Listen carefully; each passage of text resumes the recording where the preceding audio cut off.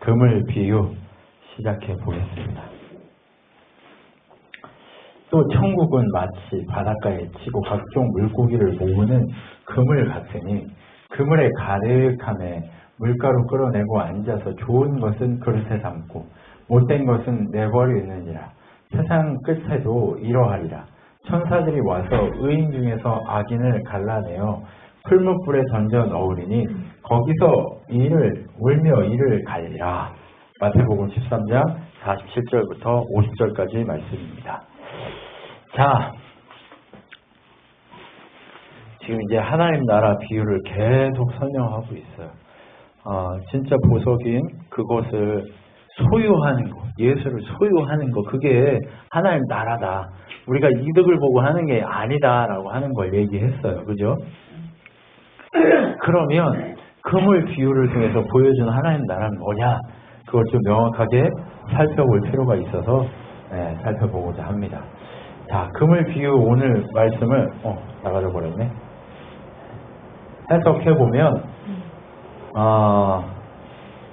천국은 바다의 그물 같다라고 하는 이야기로 시작을 합니다. 그러면서 무슨 얘기를 하냐면 물고기를 모은대요. 그죠? 그물을 풀어가지고 물고기를 이렇게 몰아요. 그럼 물고기를 몰아가지고 어떻게 해요? 그물에 가득해지게 해요. 그리고 나면 이걸 어디로 가져갑니까?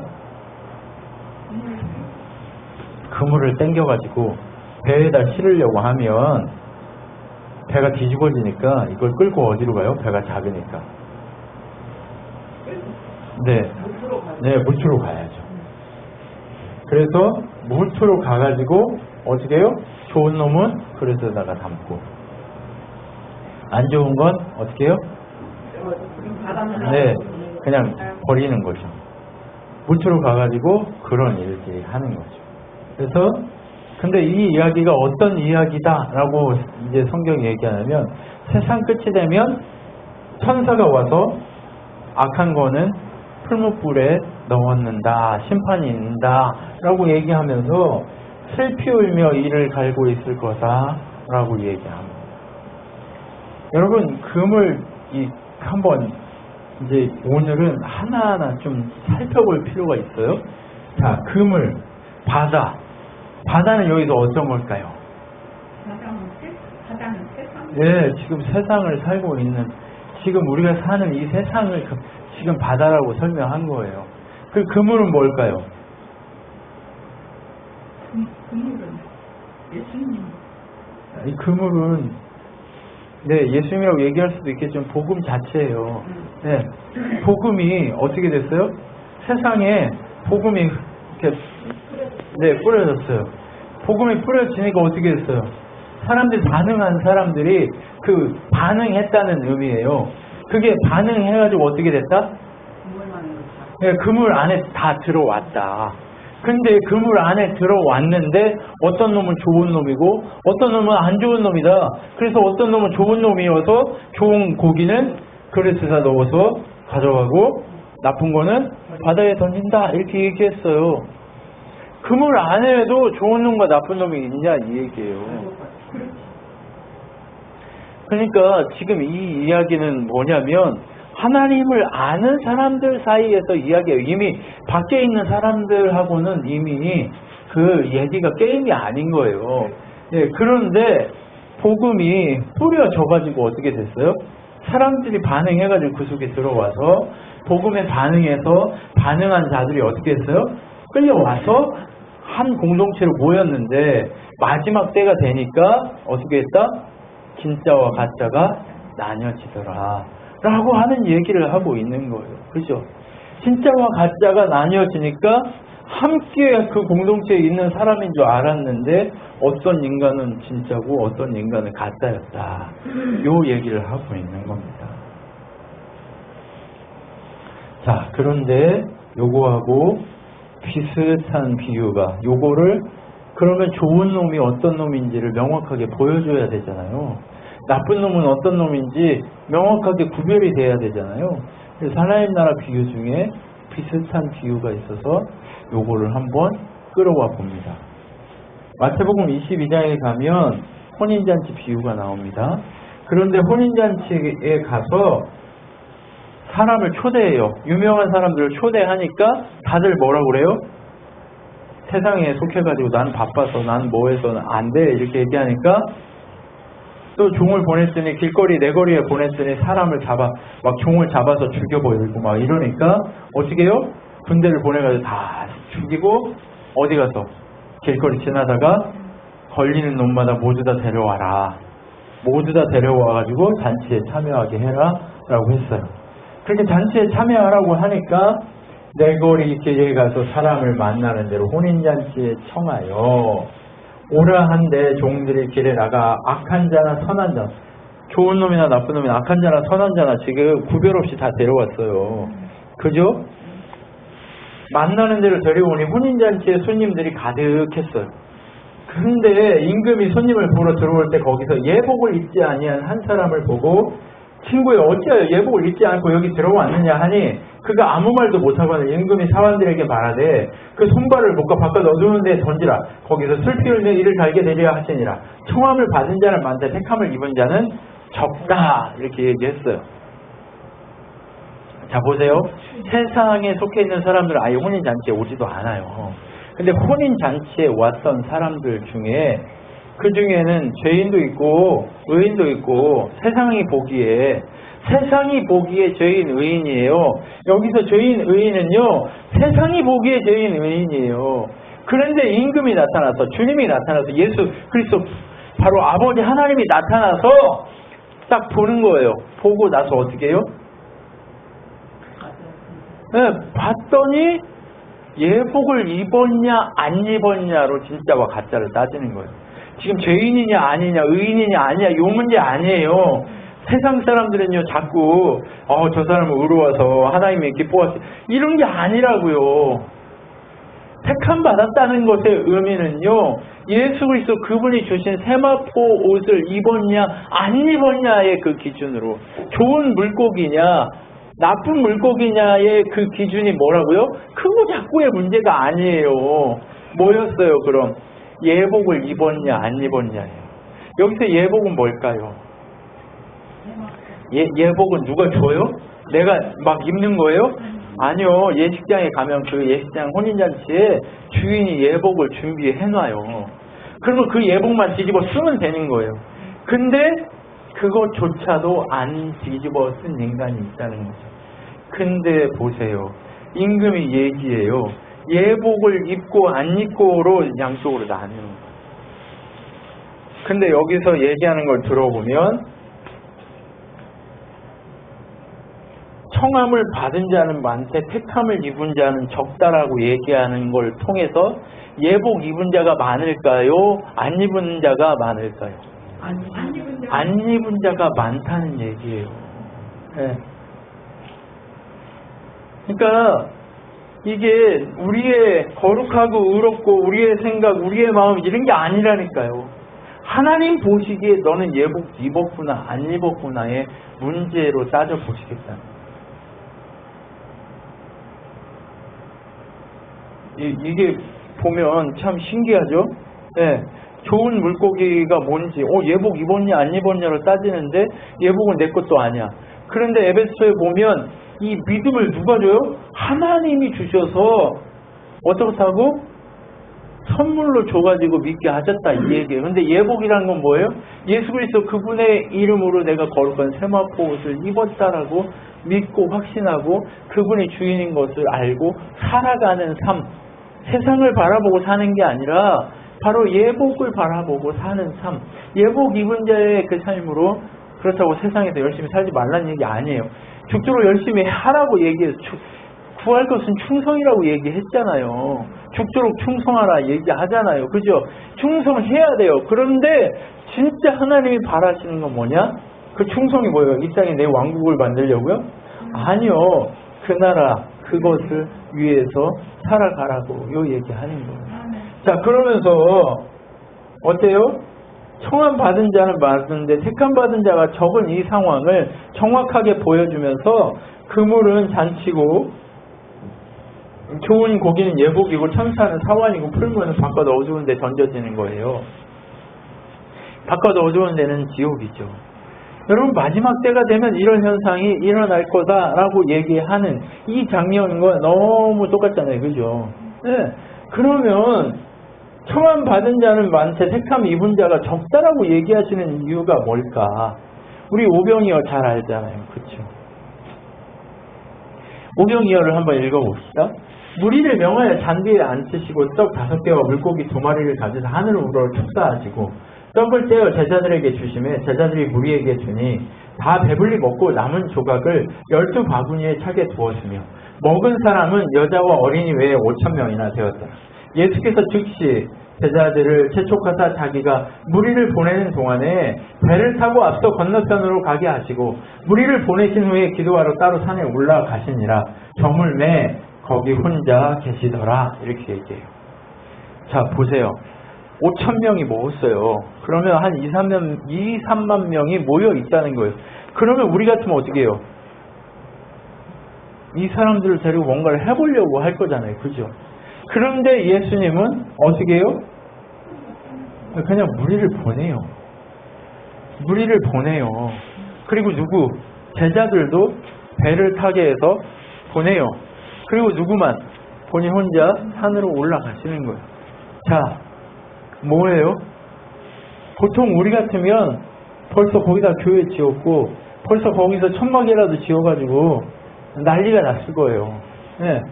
그런데 예수님은 왜 이 사람들 의지하지 않아요? 예수님은요 무리와 제자를 구별해요. 자꾸. 네. 이 무리 예수님은요 이 무리에 속한 전부를 바라보지 않으세요. 그럼 누구를 바라보세요 지금? 네, 택함받은 그 제자들을 바라보시는. 물론 이 무리 중에도 하나님 택한 자들이 있을 거예요. 근데 지금은 무리이기 때문에 그들에게 집중하지 않는 거예요. 지금 우리가 누구에게 집중하고 있는 거예요? 예수님이? 제자에게 집중하고 있는 거예요. 사람 많아지는 거? 누군가가 채워지는 거? 물론 예, 좋겠죠. 그런데 진짜 중요한 건 뭐냐? 제자냐 아니냐의 싸움이 필요하다는 거예요. 제자냐 아니냐의 싸움이 필요하다는 거예요. 오병이어의 기적에 2, 3만 명이 모여가지고 같이 거기서 으쌰으쌰 했어요. 놀라운 일이 일어났어요. 그죠? 네.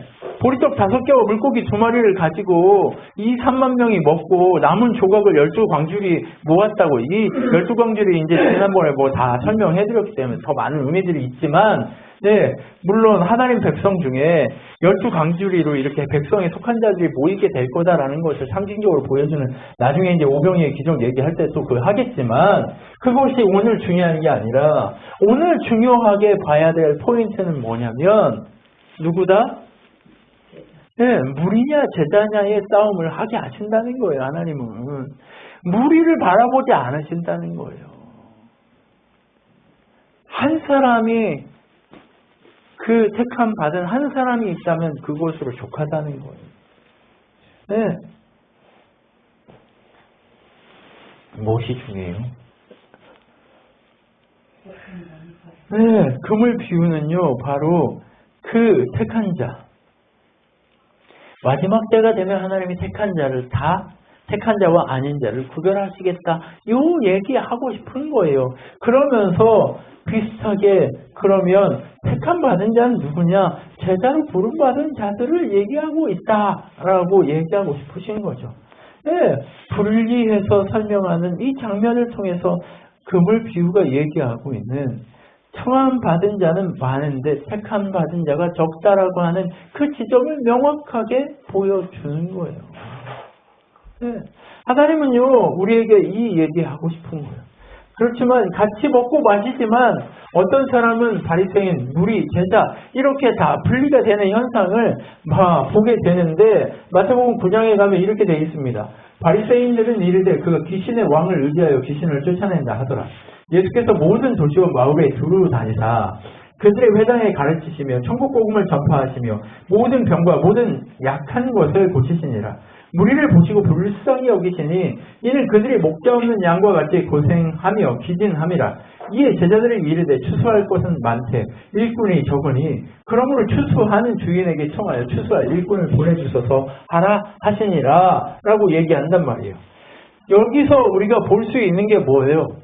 무리는요, 목적 없는 양같이 이리저리 헤매고 세상 속에서 헤매고 다니는 자들을 얘기해요.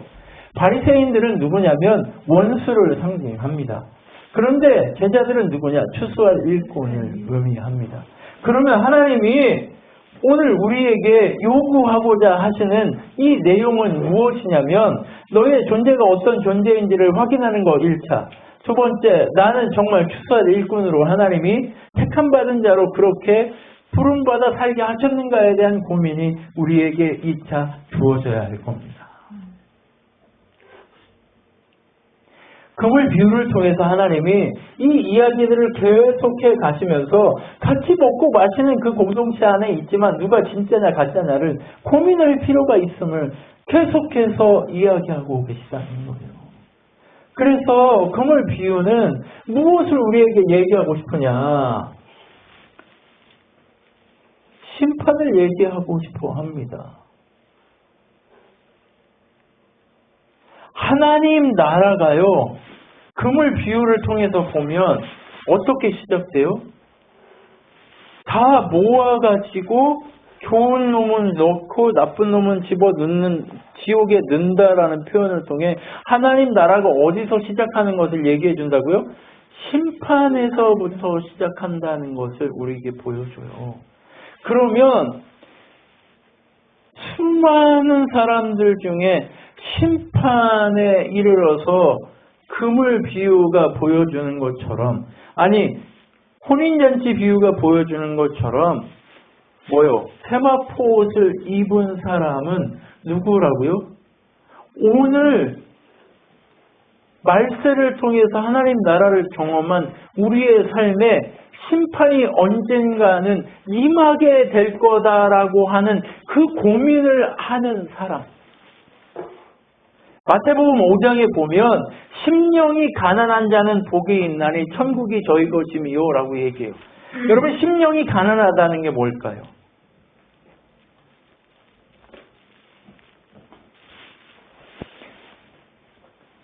여러분, 언제 기도 많이 해요?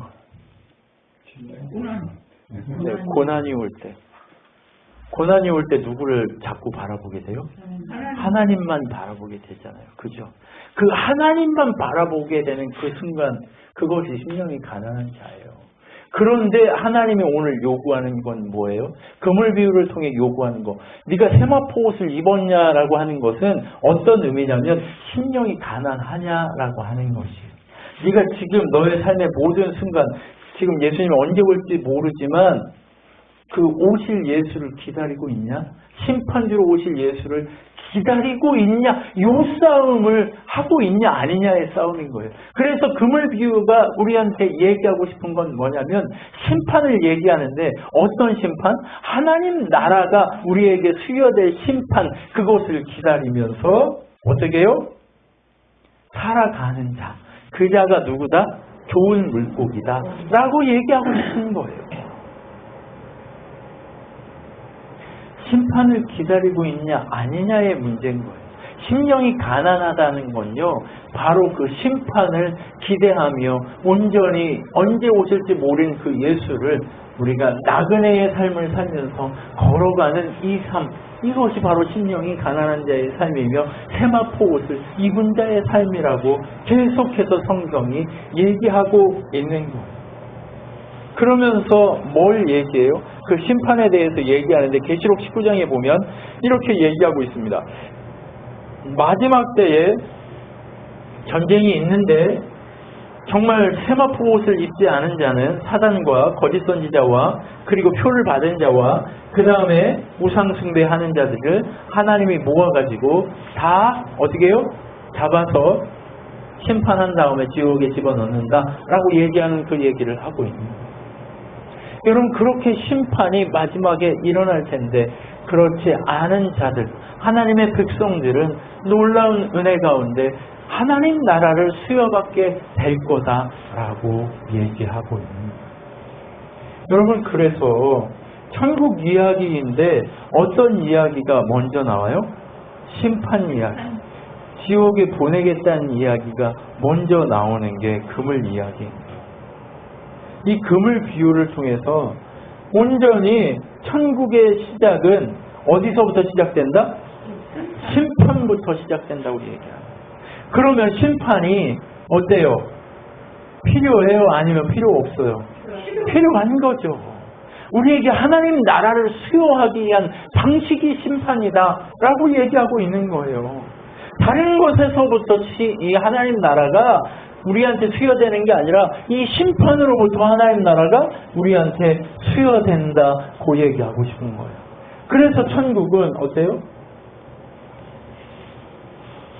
세상에요, 따져보면 새 것이 있어요, 없어요? 해 아래 새 것이 없다도 전도서 1장에 명확하게 나오잖아요. 그죠? 해 아래 새 것이 없다. 그래서 헛되다라고 얘기한단 말이에요. 세상에 속한 것 중에 해 아래 새 것이라고는 아무것도 없다고 얘기하는 게 성경이에요. 전도서에 그 얘기를 분명하게 하고 있단 말이에요. 그런데 성경에 유일하게 새 것이라고 얘기하는 게 하나 있어요. 그게 뭐예요? 심판 이후에 우리에게 주어질 하나님 나라만 새 것이라고 얘기해요. It's new라고 얘기해요. 새로운 것이 유일하게 바로 하나님 나라만, 천국만 새로운 것이다. 근데 어떻게 천국이 새로운 것으로 우리에게 주어지냐? 어떻게 주어져요? 심판을 통해서 주어진다고 얘기하는 거예요. 심판을 통해 주어지는데 계시록 21장에 뭐라고 되어 있냐면 1절에 또 내가 하늘과 새 땅을 보니 처음 하늘과 처음 땅이 없어졌고 바다도 다시 있지 않더라. 또 내가 보매 거룩한 성 새 예루살렘이 하나님으로부터 하늘에서 내려오니 그 준비한 것이 신부가 남편을 위하여 단장한 것 같더라 라고 얘기해요. 그러면 여기서 얘기하고 싶은 건 뭐예요? 우리가 심판을 통해서만 새로워지는 하나님 나라를 누리게 된다. 해 아래 새 것이 없는데요, 하나님 나라만 유일하게 새 것이에요. 근데 19장에 심판이 있고 20장에 심판이 있은 후에 21장에 새로운 하나님 나라가 주어지게 된다라고 얘기하는 이 장면을 통해서만 우리는 새로운 것을 볼 수 있어요. 하나님 나라는 이런 겁니다. 금을 비유를 통해서 우리에게 얘기하고자 하는 하나님 나라. 우리 지금까지 뭐 했어요? 계속해서 비유를 해왔지만 겨자씨 비유 있었고 뭐 여러 가지 비유들이 많았잖아요. 그죠? 보화 비유도 있었고 진주 비유도 있었고 여러 비유들이 있었단 말이에요. 그런데 그 비유들이 하나님 나라는 중심에 뭐가 있냐? 예수가 있다는 얘기를 했어요. 그 중심에 예수가 있는 그 나라가 그럼 우리에게 어떻게 주어지냐? 마지막 심판을 통해 주어질 거다라고 얘기하고 싶은 거예요. 다른 것으로 주어지는 게 아니에요. 심판을 통해 주어지게 될 거다. 그러니까 이 말세를 살아가고 있는 이 말세에, 이 마지막 때에 예수인 내가 와서 십자가 지고 죽었다. 이제 부활하고 가니 이제 내가 올 때까지 기다려라 하시는 게 뭐예요? 심판을 통해서 우리에게 하나님 나라가 주어질 것을 계속해서 얘기하고 싶으신 거예요. 그 금을 비유해 하나님의 부르신 자들, 그 사람들, 이 부름받은 자들은 많은데 택함받아서 정말 거룩한 세마포 옷을 입은 자가 적다고 얘기하시는 이 마당에 우리에게 하나님이 뭘 얘기하고 싶으시다고요? 마지막 때에 하나님이 우리를 어떻게 했다? 네, 심판하기 위해 오실 거고, 그리고 그것을 통해 하나님 나라가 우리에게 새하늘과 새 땅으로 새로운 것으로 온전히 유일한 새로움으로 우리에게 주어질 거다라고 하는 그 얘기를 하고 싶으시다. 금을 비유는 바로 이 이야기입니다. 그 금을 비유를 통해 심판이 그래서 필요하다는 것, 유일하게 천국만 그래서 필요하다는 그 얘기를 하고 싶으신 게 오늘 금을 비유를 통해 예수님이 하고 싶어하는 이야기라는 거예요. 그래서 심판이 우리의 마음에 어떻게 해요? 우리의 마음을 새롭게 하는 존재가 뭐라고요? 심판이다. 네. 하나님은 우리를 괴롭히려고 하는 게 아니다.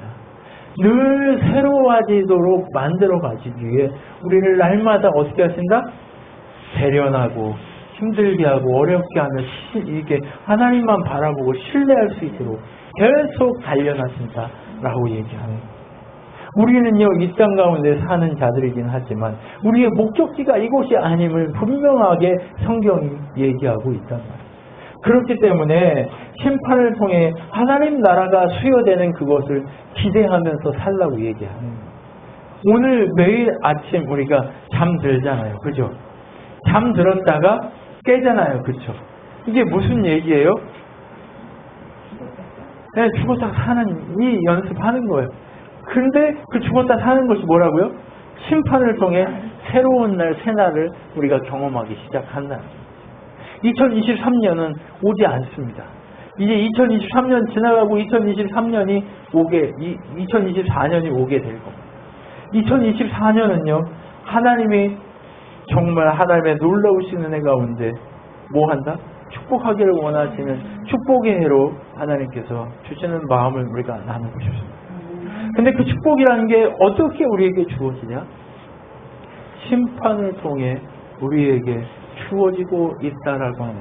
그래서 주님의 심판을 늘 기다려야 하는, 우리들의 삶에 늘 하나님의 심판하심 가운데 새롭게 태어나게 하실 예수 그리스도의 은혜가 담겨 있음을 끝끝내 보며 달려갈 필요가 있다는 거죠.